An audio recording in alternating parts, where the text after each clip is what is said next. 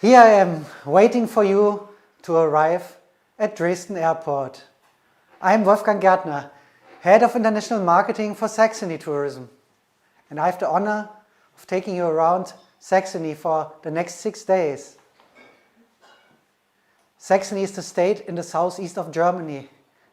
And it's the #1 destination for culture-loving tourists. But that you know already. My colleagues and I have been telling you for years. But finally, you have a chance to see for yourself what Saxony has to offer in terms of architecture, art and music. You will also travel through beautiful landscapes and sample some of Saxony's best food. And you will encounter some of Saxony's best known products. But who am I talking to? You haven't even arrived yet.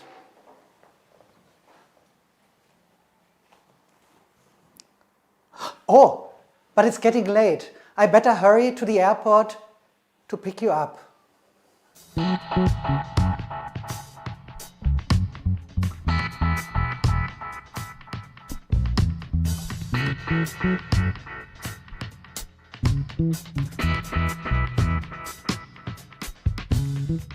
Welcome to Dresden Airport. The IATA code here is DRS. It's one of 2 airports in Saxony, the other one being in Leipzig. Dresden's airport is one of the oldest in the country. The first one was established in 1913. This location is the 3rd location and it was established in 1935. In 1955, Dresden was designated the center of the East German aircraft industry. 3 years later, this building was erected as a production site for the first German jetliner, the 152. Nevertheless, it never made it into full production and the project was abandoned. After 1919, this was turned into the new airport terminal. If you look up there, you can still see the old crane system from the production times. When you later leave Dresden, there's no need to be here at this airport more than 1 hour before the plane departs. It's a small and very convenient airport. If you look over there, you see the check-in counters. And then you just have to walk over there to the security check. And in no time, you'll be in your aircraft.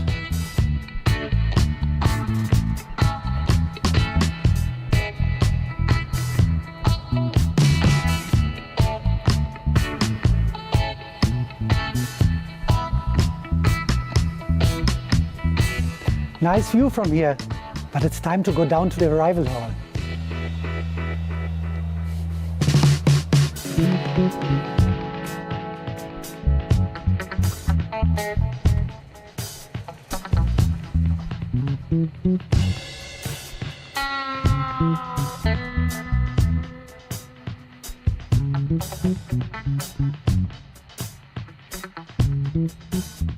Welcome to Saxony, everybody.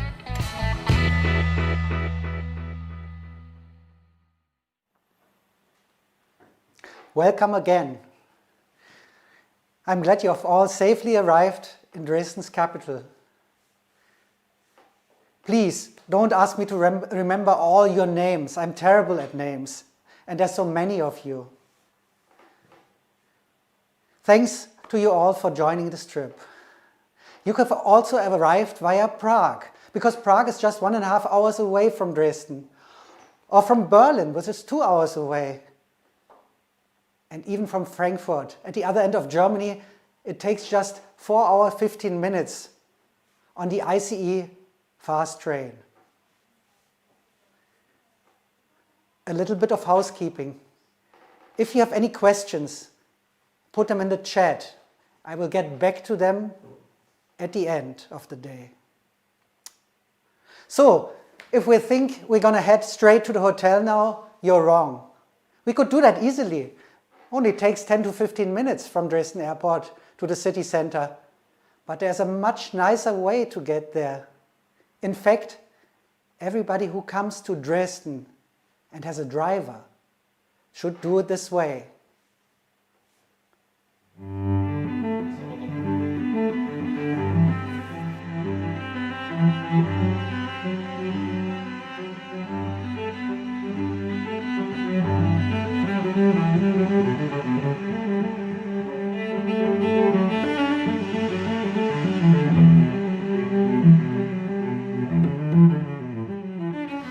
The best way to reach Dresden city center is not by car, bus or train. It's by boat. We're here in Dresden-Pillnitz at the outskirts of Dresden, and we're going to do a 1-hour boat ride. Mind you, not a normal boat, but one of the 9 historic paddle steamers of the Saxon steamboat company. Incidentally, we will have the flagship today, the Dresden. It is a boat ride that you'll never forget. We're gonna travel through the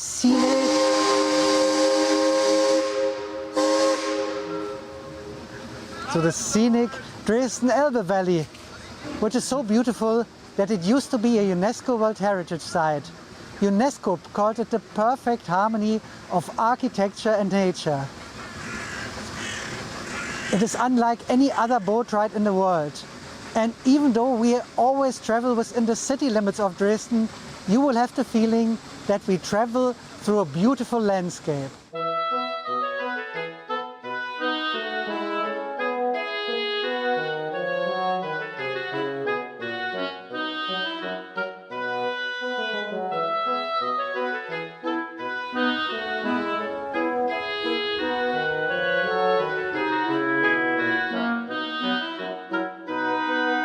So, welcome on board. So why is the Dresden-Elbe Valley so scenic? Well, the city of Dresden never allowed anybody to build on the waterfront apart from the city center. That's why you have these beautiful green meadows, followed by old farmhouses, vineyards, villas, castles and palaces, and green hills in the background. That makes it unique. The first thing we're gonna see is Pillnitz Palace. It's the summer palace of the Saxon kings, and it's built in the Chinese style. Well, not really, in the chinoiserie as they called it. Imitating Asian architecture and art was a big fashion through more than 1 century, and there's a lot of buildings like this in Dresden.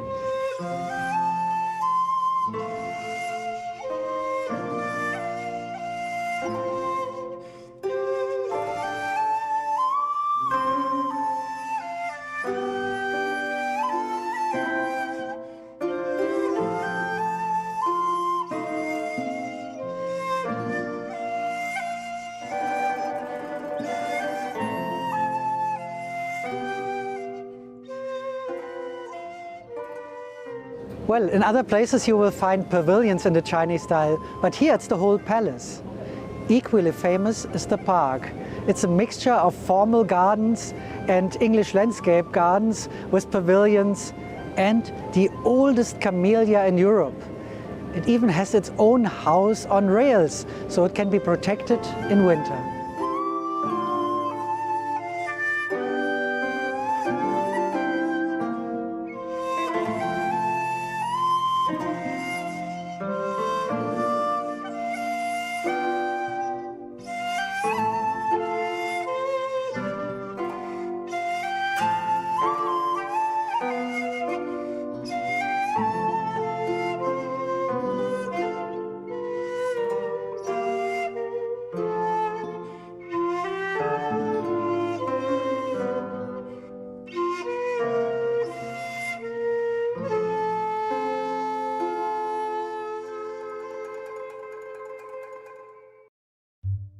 Look this way and you see a house with blue balconies. If I was a millionaire, I would buy it. No hope. Next life, maybe. Now we're approaching a beautiful old bridge. In German it's called Blaues Wunder, which means as much as blue miracle or blue wonder.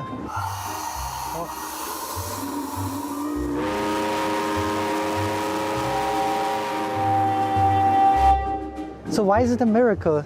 Well, it was the first bridge of its kind, really a masterpiece of German engineering.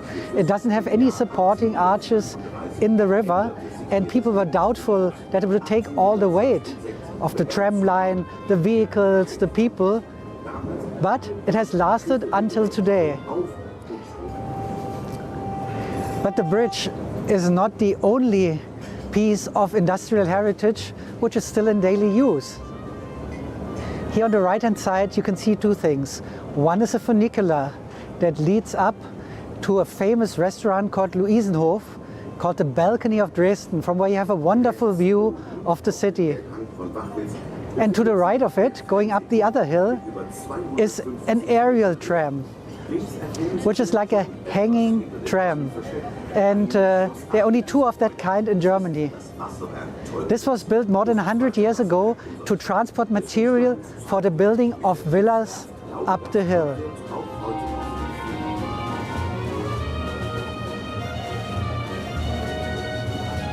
So before the villas were here, there were lots of vineyards. And when the city expanded and got very rich in the 19th century, the vintners sold their property to the citizens who built beautiful villas all over the place. And nevertheless, there are still some vineyards left, which we'll see in a moment. Most vineyards disappeared in the 19th century. Not this one. It was once owned by the famous court jeweler Johann Melchior Dinglinger.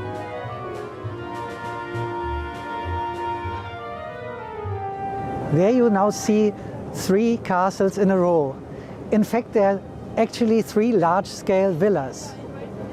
The first is Eckberg Castle. It's built in the English Tudor style, followed by what's now often called Lingner Castle, originally Villa Stockhausen, and the third one is Albrechtsberg Castle.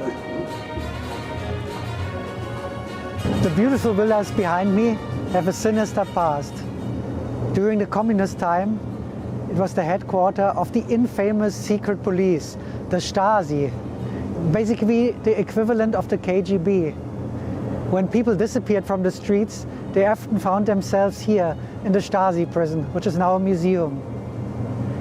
The KGB also had its offices here, and a young employee who worked there for a while was a guy called Vladimir Putin.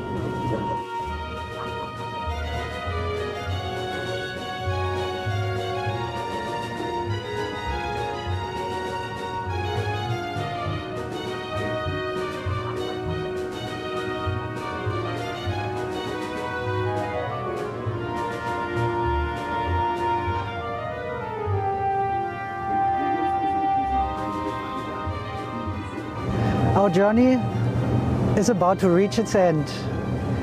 In a moment, we will see the famous skyline of Dresden city center.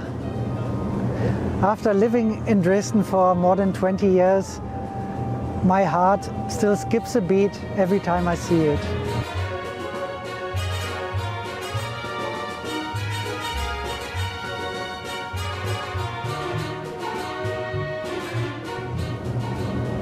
If you cannot get enough of this boat ride, it's also available as a return journey. Then it takes about 2.5 to 3 hours. I hope you have enjoyed this wonderful boat ride.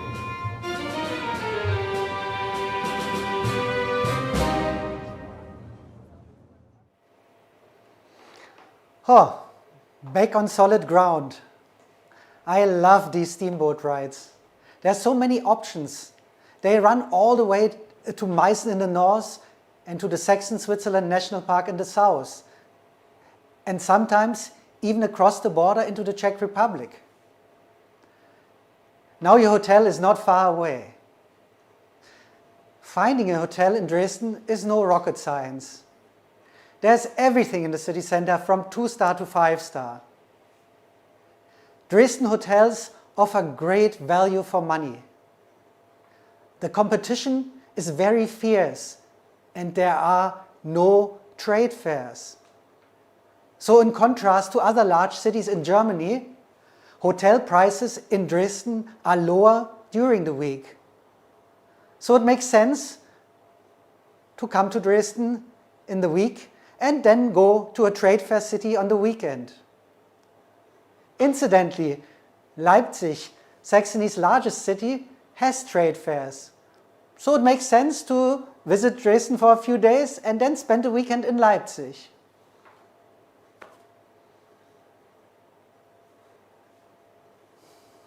Oh, we've already arrived at your hotel. Let's go.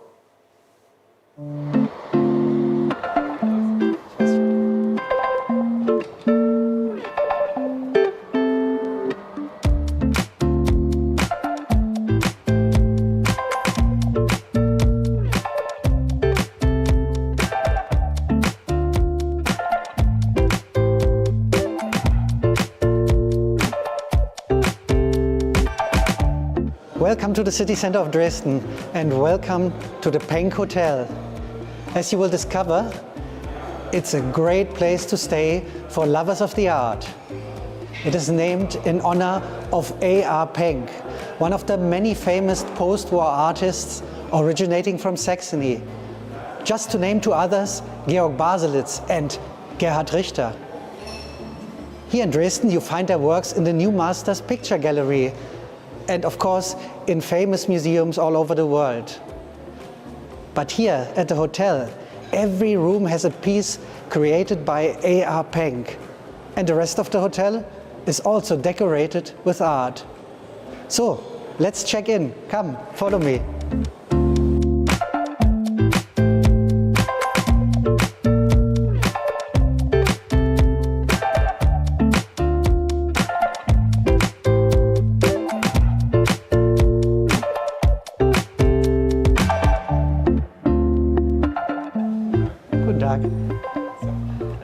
Oh, schon alles vorbereitet, das ist aber sehr schön. Vielen, vielen Dank. Oder eins. Okay, danke ich mal.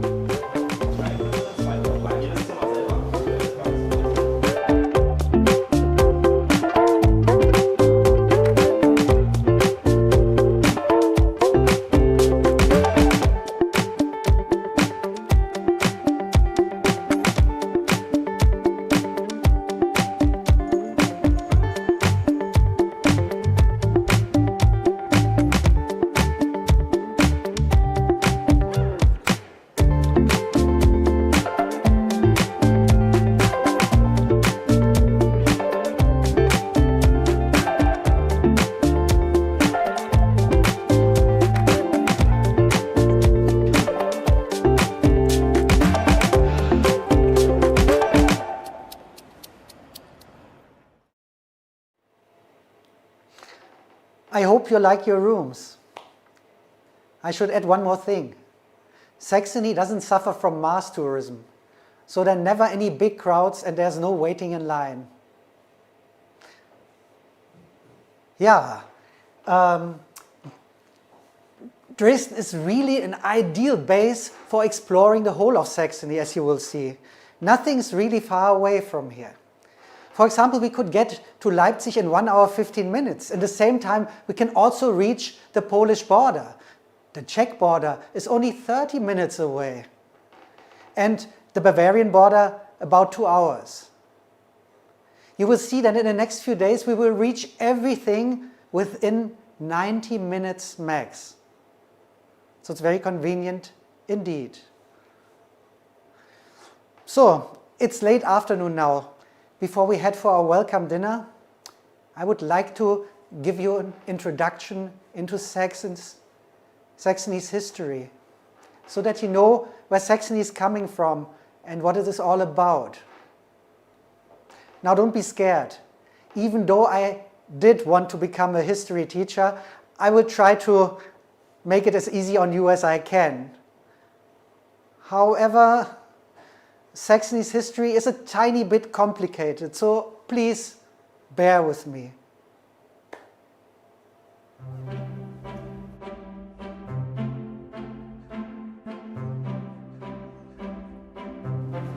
Let me tell you something about Saxony and the Saxon history. The history of today's Saxony started in the 10th century when the German emperor decided to colonize the East. At this time, in this region, there were Slavic tribes, but they were easily defeated because they lived in families and villages. And they were basically assimilated by the German settlers who arrived after the Germans had conquered this area. In the beginning, this area was known as the area of Meissen, because in Meissen, that's where the Germans established their rule by building a castle on the castle hill. The emperor, of course, didn't rule from here, so he had a governor, and this governor was called Markgraf or Margrave. And the region was then the Margraviate of Meissen. With time, these margraves became more independent from the emperor, and they rose to the rank of duke. Saxony got very rich already in the 12th century. By that time, a family had taken power which ruled Saxony for 829 years, the family von Wettin. Wettin is a town which is not in Saxony today anymore. So this family ruled until 1918, when Saxony became a republic or free state.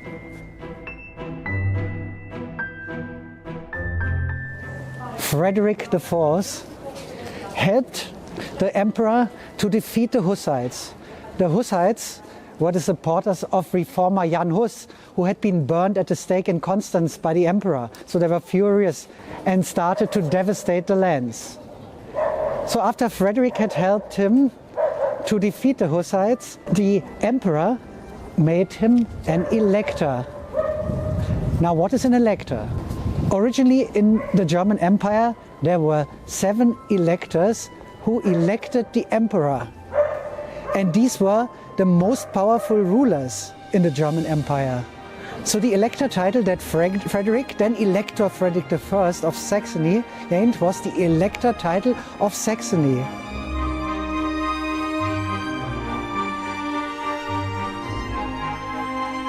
Now, what is Saxony and what are the Saxons?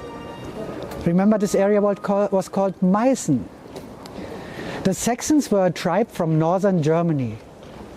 They lived actually north of Hamburg, and after the Roman Empire collapsed, they moved to the south and founded a large empire, which later fell apart, and a small piece left of it around Wittenberg was called Saxony-Wittenberg, and the elector title was attached to this land. So now Frederick had a problem. He was still Margrave and Duke of Meissen, but Elector of Saxony. So quickly the name changed. One simply adopted the name Saxony, and that's how our region became Saxony.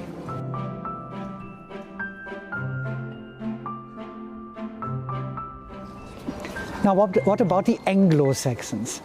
Well, there was another tribe from the north of Germany, and some of the Saxons and this tribe went over to England to help out the local ruler and decided to take over. And that's where the name England comes from. And also a lot of names in England, like Wessex, for example, means West Saxony.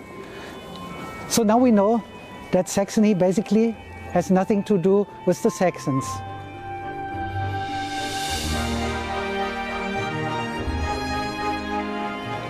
Okay, to make matters more confusing, we have now 3 states in Germany with Saxony in it. We have Saxony, Saxony-Anhalt, and Lower Saxony.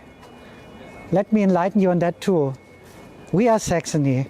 Saxony-Anhalt are former parts of Saxony which were taken away by the Prussians after the Napoleon Wars and made their province of Saxony. That was later combined with a small territory called Anhalt. And Lower Saxony, actually the area around Hanover, that's the area where the Saxons, after moving south, established their large kingdom. So this is settled now.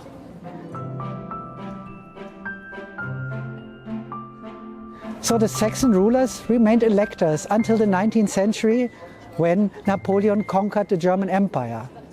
No more emperor, no more electors. They became kings by the grace of Napoleon. So the last rulers were the kings of Saxony. That's a very short version of the Saxon history.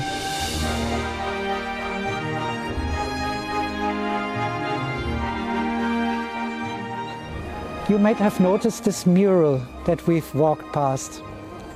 This is the so-called Procession of Princes.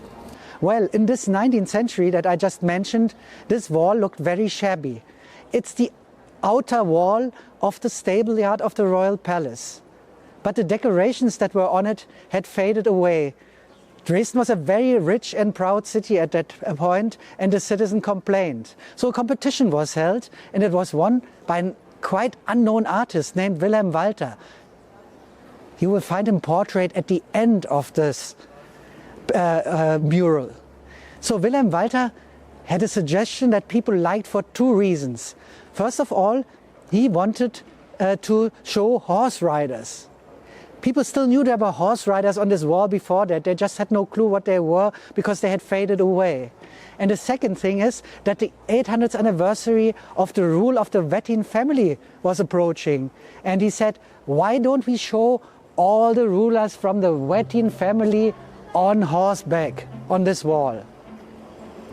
Now, Wilhelm Walter had been to Italy, and he had learned a technique called sgraffito. That's the Italian word for to scratch. So what you do is you apply different layers of plaster in different colors and then scratch out the decoration. So look at this. Is this a sgraffito? Definitely not. What happened? After a few years, this sgraffito started fading away. To the rescue came the director of the Meissen porcelain manufactory. He said, why don't we transfer this piece of art onto Meissen porcelain tiles? And that's exactly what you see here. 23,000 seamless Meissen porcelain tiles. In the process, they added this beautiful golden background color and the color to the coat of arms.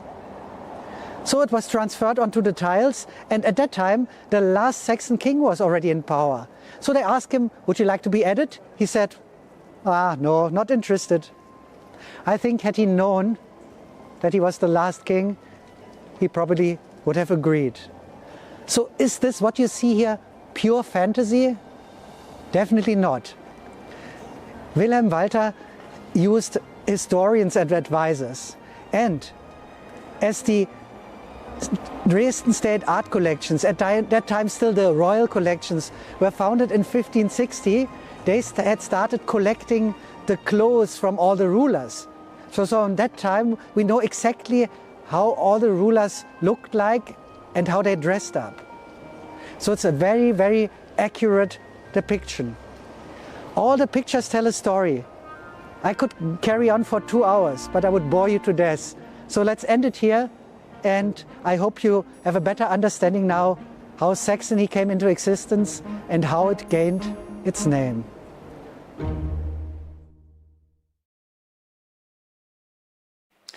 So, what happened to Saxony after it became a republic or free state? Well, it wasn't easy. First there was the hyperinflation, then the world economic crisis, then the Nazi times. And after World War II, Saxony had the misfortune of falling behind the Iron Curtain. The communists took over, and 2 out of 5 million Saxons fled to the west. Former poor houses of Germany, like Bavaria, got very wealthy, and Saxony was largely forgotten in the Western world. But since German reunification, more and more people have rediscovered Saxony. People like me, who hails from the west of Germany, have fallen in love with the region and come to live here. Another such person is Veronika Hebel, my boss, who first came here from southwest Germany to head the Ore Mountains tourist board. Since 2019, she's been heading Saxony tourism. So, welcome, Veronika. Yeah, welcome. And ladies and gentlemen, I warmly welcome you to the most beautiful free state and the #1 cultural destination of Germany. I hope you all had a good journey and a lovely first day. My name, as Wolfgang said, is Veronika Hiebel, and since the 1st of May last year, I'm the Managing Director of the State Tourist Board of Saxony. I'm very happy that we can welcome such a huge group from so many countries. So thank you very much for joining us. And it is really great that you take some time, especially in these times, because this year, I think, is a very challenging year for the whole tourism industry internationally and around the globe. And I like to take the opportunity to say thank you very much to Wolfgang Gärtner, our Head of International Marketing. Wolfgang, you designed such a marvelous program for the fan trip, and I promise you all you will have a lot of fun and that you will experience a wide range of beautiful landscapes and fantastic cultural highlights. So stay with us during the next days. Looks like I have to ask for a rise of salary soon. Just joking. Veronika, I'm curious. What made you come to Saxony? What attracted you to Saxony and what do you like about it? So the first step on my way to Saxony was a phone call from a headhunting agency. And they asked me whether I like to take the opportunity to change my profession. So this is quite a normal question. But the second question was very funny, because they asked me, is there any region or any state in Germany where you definitely never like to live or work? And this was really astonishing for me, because it's a kind of indicator that there might be a few people who really never like to live in the eastern part of Germany. And I think mainly it's because they've never been to the eastern part of Germany and especially to Saxony. And so I immediately decided to change this. So, but back to your question, what do I love in Saxony? So most fascinating for me is that our region is so unbelievable rich of art and culture.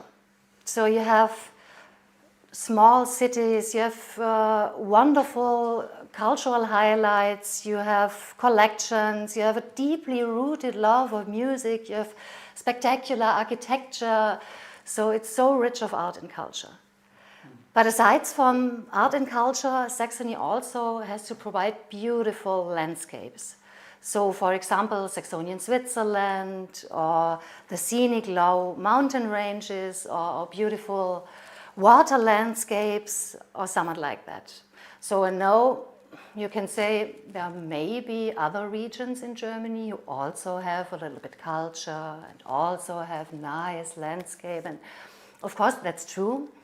But for me, the very special thing in Saxony is the close relation between the lively cities and the terrific landscapes. So everything is so nearby.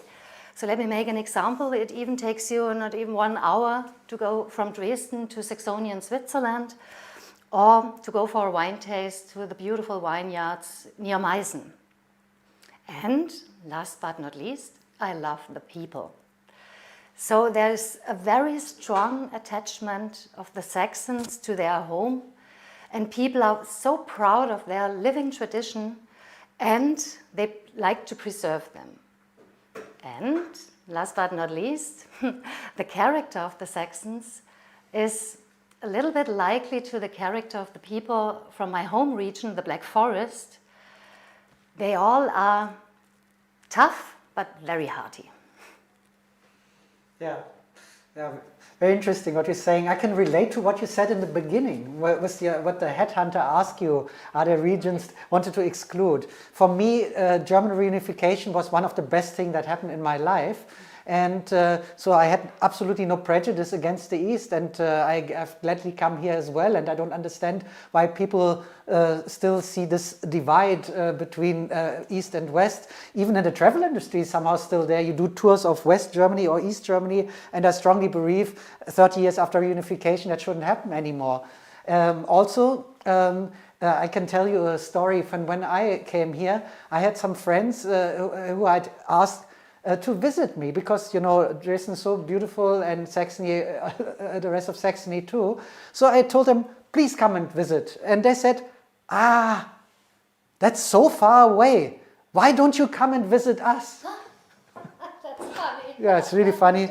And yeah, and it is funny indeed. And did they come to visit you?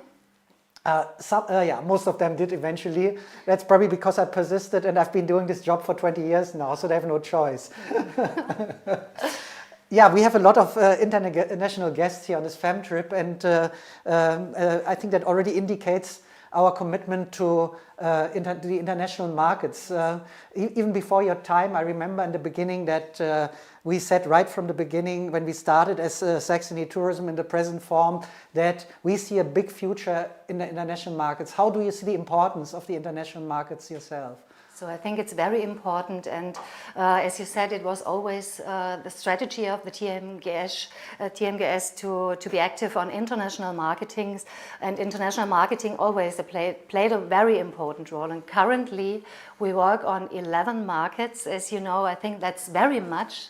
That's much more engagement than other German states have. And we undertake a very wide variety of measures in the different markets. And of course, as you know, we work closely together with the German National Tourist Board, but it was always very important for us to have our own representatives in some strategic markets. And even though because of the pandemic, many foreign guests were not allowed to come to Saxony, to Germany, and even still are not allowed to come, we never stopped our communication with the international markets, not even for one day. And I think this is very important. Some other countries did, they stopped their international marketing, but not Saxony. Saxony was the first state in Germany which launched a huge international campaign already at the end of April. So under the headline Saxony Travel Dreams, maybe one or the other of you knows it, because dreaming always was allowed and dreaming still is allowed, and this campaign is still running. And in my opinion, it's absolutely important to keep in touch with our international partners and guests and to provide them continuously with information for their program planning for the next year. And hopefully they can come soon again to Saxony. Let me add that the strategy has definitely paid off because we have doubled the numbers of visitors from abroad in the last 20 years. And we wouldn't mind doing that again, I'm sure. And I know that FAM trips have always been a clear element of the strategy.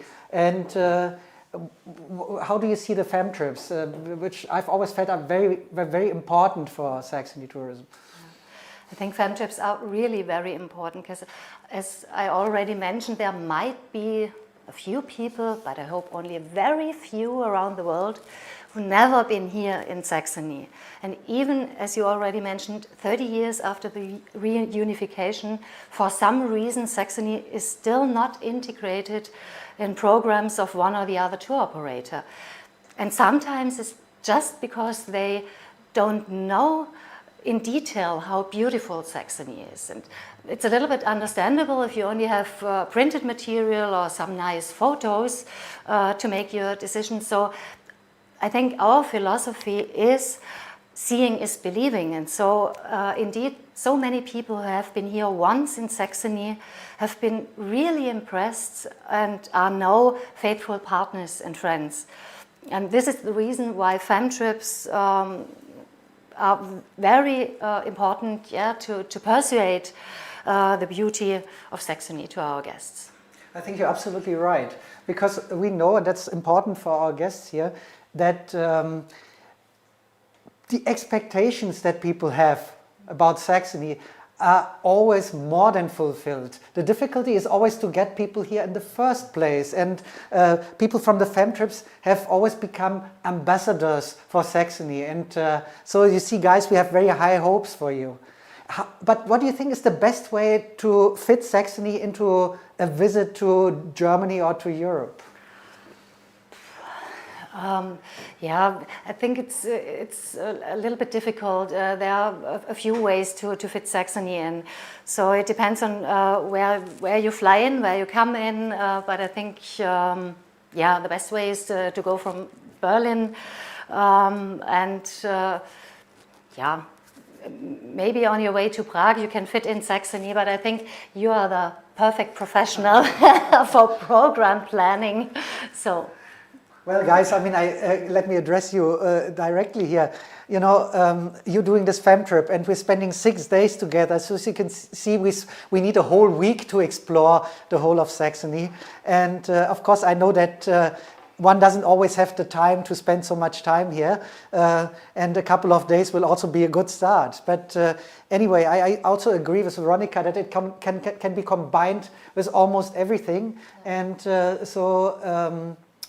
yeah, there are many options. Also, like I suggested before, stop dividing up Germany into a west and an eastern part and say this is Western Europe tour, that's Eastern European tour, because I already told you how easy it is to come from the far west, like Frankfurt, to Dresden, which is kind of in the far east. It's not very far at all. So I hope the new airport in Berlin will help us to get a lot more international connections. So I think the connections are always very important. So normally it goes via Frankfurt or via Munich. Now we have Berlin. Berlin is quite nearby, 1.5 hours away, and yeah, in between 1.5 hours you are here in Saxony and can see everything. Yeah.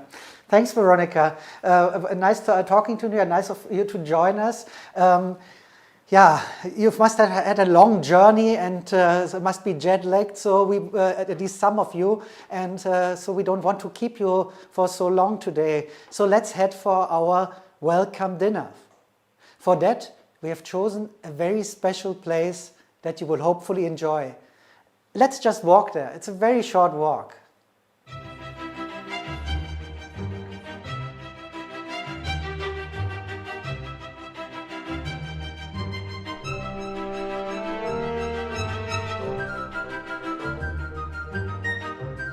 Here we are at the Kosel Palace. It was built in the 18th century for the son of our most illustrious ruler Augustus the Strong and his favorite mistress, Countess Anna Constantia von Kosel.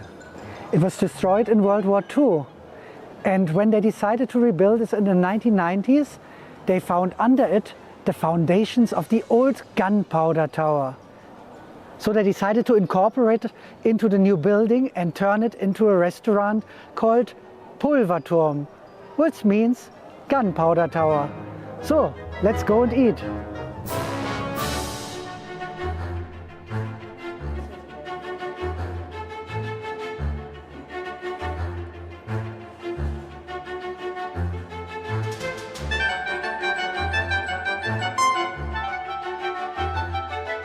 Behind me, you now can see the foundations of the old gunpowder tower.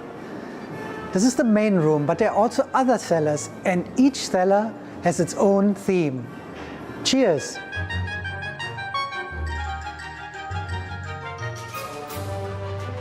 The restaurants serve Saxon specialties and hearty food. I'm getting hungry. Let's see what the chef has prepared for us. Oh. Wonderful. Enjoy. Thank you very much. So, this is potato soup, Saxon style. All the ingredients are mashed. Of course, apart from the nice sausage slices. And they also have homemade bread. So, let's dig in.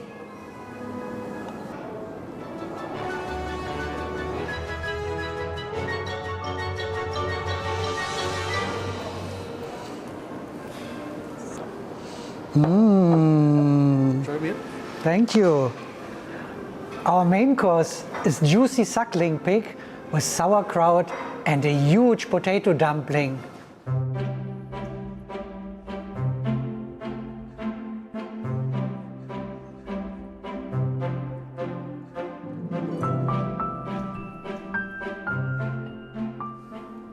Your dessert? That is the typical Saxon cake, our dessert. Eierschecke. Strange name, I won't explain it to you. When I have to describe it, I always say it's like a cheesecake at the bottom with a sweet omelette on top. Just delicious. And you can only find it here in Saxony and in former Saxon territories. So, let's have something sweet. Enjoy.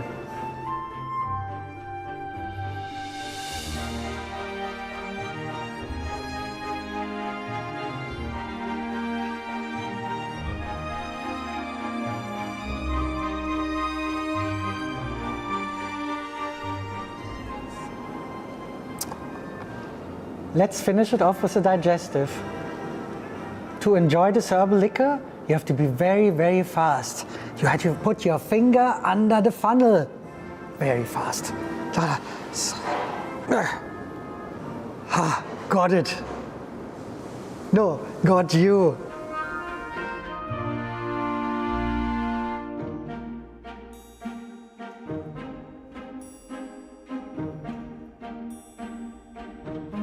Thank you.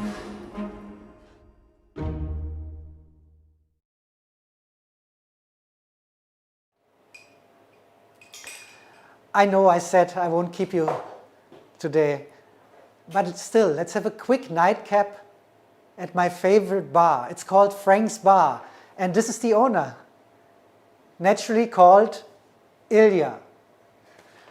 Now, don't get confused. There really was a Frank, and he ran the bar for more than 20 years. But he's handed it over to Ilya, who used to work for him.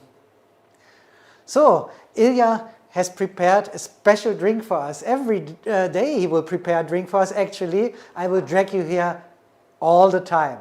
So, let's see what today's drink is. Oh. Since Veronica is with us today, we've chosen this one. It's Black Forest cake, but as a drink. So let me tell you what the ingredients are. I've written it down. So it's Mozart dry chocolate vodka, crème de coco, cherry juice, cream, chocolate chips, and dried sour cherries. So everything you need. Cheers.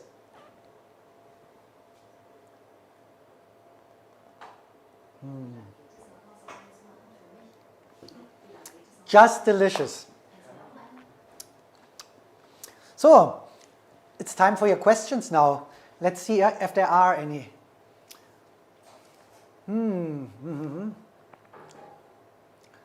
So everybody's getting hungry, I can see that. After what we...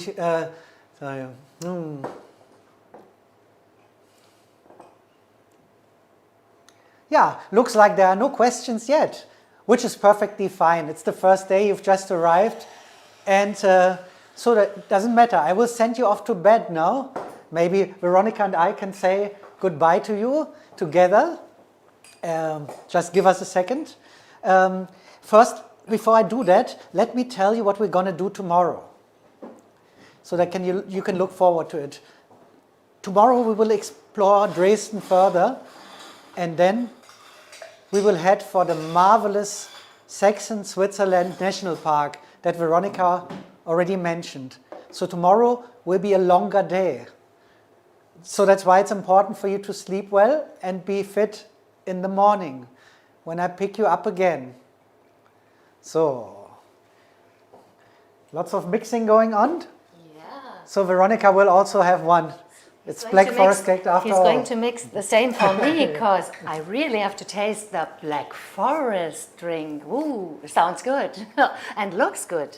Anyway, for now, we'd like to say good night, which in German is Gute Nacht. So, thank you for joining us. Gute Nacht, have a nice day, and see you tomorrow. See you tomorrow. Bye. Bye.